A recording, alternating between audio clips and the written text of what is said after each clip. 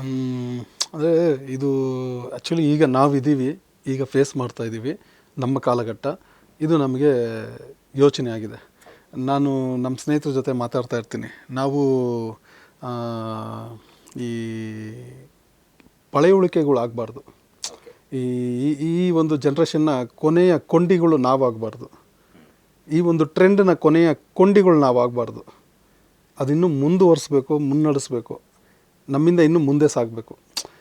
ಇಲ್ಲಿಗೆ ಕೊನೆ ಆಗೋಯ್ತು, ನಮ್ಮ ಕಾಲಘಟ್ಟಕ್ಕೆ ಕೊನೆ ಆಗೋಯ್ತು ಅನ್ನೋ ಥರ ಆಗಬಾರ್ದು. ಸೊ ಅದು ಅಂದ್ಕೊಂಡಿದ್ದಕ್ಕೇ ಭಾಳಷ್ಟು ಜನ ಹಿಂದೆ ಈ ಸಿನಿಮಾ ಇನ್ನೂ ಮುಂದೆ ಹೋಗ್ತಾನೆ ಇದೆ. ಇದು ನಮಗೆ ಕೊನೆ, ಇಲ್ಲಿಗೆ ಕೊನೆ ಅಂತ ಅವತ್ತೇನಾದ್ರು ಶಂಕರ್ನಾಗ್ ಅವರು ಅಂದ್ಕೊಂಡಿದ್ದಿದ್ರೆ ಅಲ್ಲಿರೋ ಸ್ಟುಡಿಯೋಗಳೆಲ್ಲ ಚೆನ್ನೈಯಿಂದ ಇಲ್ಲಿಗೆ ಬೆಂಗಳೂರಿಗೆ ಶಿಫ್ಟ್ ಆಗ್ತಿರ್ಲಿಲ್ಲ. ಇದಿಷ್ಟೇ ಮುಗೀತು, ನಾವು ಇಲ್ಲಿಗೆ ಕೊನೆ, ಸಿನಿಮಾಗಳು ಮುಗಿಸು, ಇನ್ನು ಮನೆಗೆ ಹೋಗ್ಬೇಕು, ನಾವು ಸಿನಿಮಾಗಳೇ ಮಾಡೋಕ್ಕಾಗಲ್ಲ ಅನ್ನೋ ಪರಿಸ್ಥಿತಿ ಅವತ್ತೂ ಇತ್ತು. ಅವತ್ತಿನ ಟ್ರೆಂಡನ್ನ ನೀವು ಹಿರೀಕರನ್ನ ನೀವು ವಿಚಾರಿಸಿ ಮಾತಾಡಿದ್ರೆ ಅವತ್ತು ಅವ್ರಿಗೂ ಆತಂಕ ಇತ್ತು. ಅಷ್ಟೇ ಮುಗೀತು ಕನ್ನಡ ಇಂಡಸ್ಟ್ರಿ, ಇನ್ನೇನಿದೆ, ಎಲ್ಲ ಅಲ್ಲಿದೆ, ನಾವಿಲ್ಲೆಷ್ಟು ಅಂತ ಮಾಡೋಕ್ಕಾಗುತ್ತೆ, ಈ ಭಯ ಅವತ್ತು ಅವ್ರಿಗೂ ಇತ್ತು.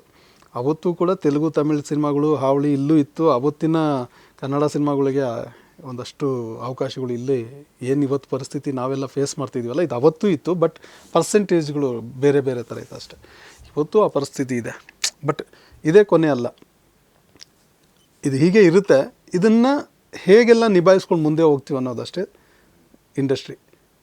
ಇದನ್ನು ತಪ್ಸೋಕ್ಕಾಗ್ತಾಯಿಲ್ಲ. ಇದನ್ನು ತಪ್ಪಿಸ್ಬೇಕು ಅಂದರೆ ಬಹಳ ದೊಡ್ಡ ದೊಡ್ಡ ನಿರ್ಧಾರಗಳು ತೊಗೋಬೇಕು. ಅದು ದೊಡ್ಡ ದೊಡ್ಡ ವಾಣಿಜ್ಯ ಮಂಡಳಿ, ಇನ್ನೊಬ್ಬರು ಕಲಾವಿದರು ನಿರ್ದೇಶಕರ ಸಂಘ, ಸೊ ಇವ್ರುಗಳೆಲ್ಲರೂ ಕುಂತು ಚರ್ಚೆ ಮಾಡಿ ಒಂದು ಬೇರೆ ಥರದ ತೀರ್ಮಾನಗಳನ್ನ ಯೋಚನೆ ಮಾಡಿ ಇನ್ನು ಮುಂದೆ ಈ ಥರ ತೊಂದರೆಗಳು ಬರದೇ ಏನು ಮಾಡಬೇಕು, ಮಾಡ್ಬೋದು ಅನ್ನೋದನ್ನು ಯೋಚನೆ ಮಾಡಬೇಕು. ಅದ್ರ ಬಗ್ಗೆ ಕೆಲಸಗಳು ಆಗ್ತಿಲ್ಲ. ಇಲ್ಲ, ಯಾಕಂದ್ರೆ